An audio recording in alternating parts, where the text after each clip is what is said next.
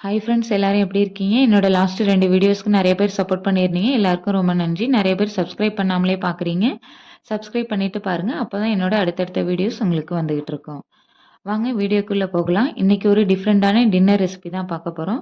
அதுக்கு ஒரு கடாயில ஆயில் சேர்த்து கடுகு பொரிக்க விட்ட பிறகு வெங்காயம், தக்காளி சேர்த்து நல்லா வதங்க விடுங்க. அதில தேவையான அளவு உப்பு ஆட் பண்ணி நல்லா வதங்க விடுங்க. கம்ப்ளீட்டா வதங்கின பிறகு நம்மகிட்ட என்ன வெஜ்ஜீஸ் இருக்கோ அத ஆட் பண்ணி வதங்க விடுங்க. நான் இப்போ மல்லித்தழையும், கேரட்டும் தான் என்னட்ட இருக்கு. அத ஆட் பண்ணிக்கிறேன். இது 2யும் ஆட் பண்ணி நல்லா வதங்க விட்ட பிறகு, அ அதில நமக்கு வந்து மசாலா ஐட்டம்ஸ் ஆட் பண்ணலாம். நான் இன்னைக்கு 1 ஸ்பூன் குழம்பு மிளகாய் தூள், கரம் மசாலா அண்ட் மஞ்சள்தூள் ஆட் பண்ணிக்கிறேன். நீங்க காரத்துக்கு ஏத்தாப்புல உங்களோட மசாலா ஐட்டம்ஸ ஆட் பண்ணிக்கோங்க. இப்போ நம்மளோட ஸ்டஃபிங்ஸ் ரெடி ஆயிடுச்சு. வாங்க நம்ம சப்பாத்தி மாவு எப்படி ரெடி பண்ணலான்னு பார்க்கலாம். 1 கப் சப்பாத்தி மாவு எடுத்துக்கிட்டு, அதில தேவையான அளவு உப்பு சேர்த்து நல்லா மிக்ஸ் பண்ணிக்கிறேன். அ அது கூடயே 1 ஸ்பூன் ஆயில் சேர்த்து நல்லா மிக்ஸ் பண்ணிக்கிறேன். ஆயில் சேர்த்து மிக்ஸ் பண்றதுனால நமக்கு சப்பாத்தி மாவு நல்லா சாஃப்ட்டா ரெடி ஆகும். அப்புறம் நமக்கு தேவையான அளவு தண்ணி ஆட் பண்ணி சப்பாத்தி மாவு பதத்துக்கு திரட்டி எடுத்துக்கலாம்.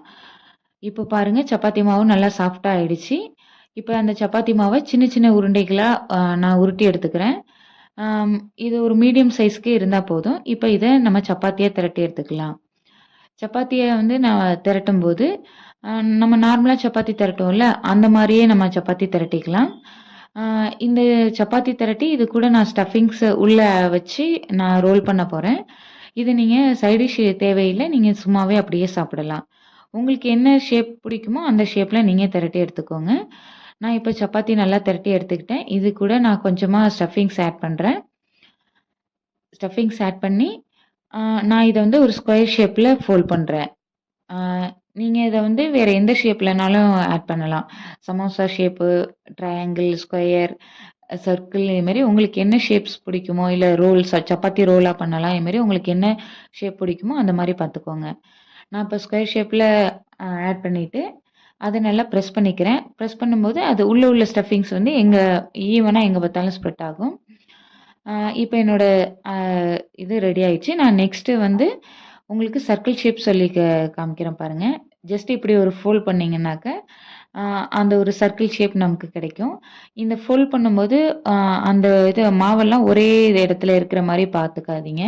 ஏன்னா, அது கொஞ்சம் ஹார்டா தெரியும் நமக்கு. கொஞ்சம் ஸ்ப்ரெட் பண்ணி, பிரஸ் பண்ணி விட்டுக்கோங்க. அ எந்த கேப்பும் இல்லாம பிரஸ் பண்ணி எடுத்துக்கோங்க. இப்ப நான் வந்து எனக்கு ஒரு சர்க்கிள் ஷேப் கிடைச்சிருச்சு. நீங்களும் இதே மாரி டிஃபரண்டான ஷேப்ஸ் ட்ரை பண்ணுங்க. இப்ப வாங்க மத்த மாவையும் இதே மாரி திரட்டி எடுத்துக்கலாம். இப்ப ரெடி ஆயிடுச்சு. வாங்க நான் நெக்ஸ்ட்டு இத சப்பாத்தி கல்லுல போட்டு எடுத்துக்கலாம். அதுக்குள்ளேயும் நான் சப்பாத்தி ரெடி பண்ணும்போதே என் பையன் வந்து, "அம்மா நானும் ஹெல்ப் பண்றேன். எனக்கும் குடுங்க" அப்படின்னு சொல்லி கேட்டுக்கிட்டு இருந்தாரு. அவர்கிட்ட குடுத்தேன். இப்ப அவரு ஹெல்ப் பண்ணிட்டு இருக்காராம். அவரு சப்பாத்தி திரட்டிட்டு இருக்காரு. இதே மாரி நீங்களும் உங்க குழந்தைங்கள சமைக்கும்போது அவங்களையும் சேர்த்துட்டு சமைக்கும்போது, அவங்களுக்கு ஒரு கான்ஃபிடன்ட் கிடைக்கும். ஹேண்ட் அண்ட் ஐ கோஆர்டினேஷன் கிடைக்கும் அவங்களுக்கு. ஆ நெக்ஸ்ட்டு ஒரு பேன்ல கொஞ்சமா ஆயில் சேர்த்து, நம்ம ரெடி பண்ணி வச்சிருக்கோம் இல்லையா? அந்த சப்பாத்திய இதுல போட்டு எடுத்துக்கலாம். ஆ இது கூட வந்து நீங்க சைட் டிஷ் தேவையில்ல. சைட் டிஷ் சைட் டிஷ் போட்டு சாப்பிடணும் அப்படின்னு ஆசையா இருந்துச்சுன்னா, நீங்க வந்து மயோனைஸ் இல்ல சாஸ் சேர்த்து சாப்பிடலாம். அப்படி இல்லைன்னா, சும்மாவே சாப்பிட்டா நல்லா தான் இருக்கும். இப்போ உள்ள பசங்களுக்கு அப்படியே சும்மா சப்பாத்தி போட்டு குடுத்தா சாப்பிட மாட்டேங்கிறாங்க. இத மாரி டிஃபரெண்டா ஏதாச்சும் பண்ணி குடுத்தா தான் சாப்பிடுறாங்க. என் பையனுக்கெல்லாம் சப்பாத்தி போட்டு குடுத்தா, 1/2 சப்பாத்தி சாப்பிடுவான். அதுக்கு மேல சாப்பிட மாட்டான். இதே மாரி பண்ணி குடுத்தா, 2க்கு ஒரு 2ஆவது ஃபுல்லா சாப்பிட்டுருவான். அதுக்காக தான் இத மாரி டிஃபரெண்டா ட்ரை பண்றது. நீங்களும் ட்ரை பண்ணி பாருங்க எப்படி இருக்குன்னு. கொஞ்சமா ஆயில் சேர்த்து, முன்னாடியும் பின்னாடியும் திருப்பி நல்லா ரோஸ்ட் பண்ணி எடுத்துக்கோங்க. உள்ள உள்ள ஸ்டஃபிங்ஸ் வேகணும்னு அவசியம் இல்ல. மேல உள்ள அந்த மாவு வெந்து வந்தா போதும். உள்ள ஆல்ரெடி ஸ்டஃபிங்ஸ் நல்லாவே குக் ஆயிடுச்சு. நீங்க இத வந்து திருப்பி போட்டு முன்னாடியும் பின்னாடியும் நல்லா ரோஸ்ட் பண்ணி எடுத்துக்கோங்க. இதுக்குள்ள வெஜ்ஜீஸ் வந்து உங்களுக்கு தேவையான வெஜ்ஜீஸ் நீங்க ஆட் பண்ணிக்கலாம். என்னட்ட கேரட் தான் இருந்துச்சு. அதனால கேரட் ஆட் பண்ணேன். உங்களுக்கு தேவையான வெஜ்ஜீஸ் நீங்க ஆட் பண்ணிக்கோங்க. இதே மாரி டிஃபரெண்டா குடுக்கும்போது பசங்க வந்து இத வந்து இன்ட்ரெஸ்ட்டா சாப்பிடுறாங்க. நம்மளோட டின்னர் ரெசிபி ரெடி ஆயிடுச்சு. நீங்களும் ட்ரை பண்ணி பாருங்க. ட்ரை பண்ணி பார்த்துட்டு எப்படி இருக்குன்னு கமெண்ட் பண்ணுங்க. Thank you. பாய்.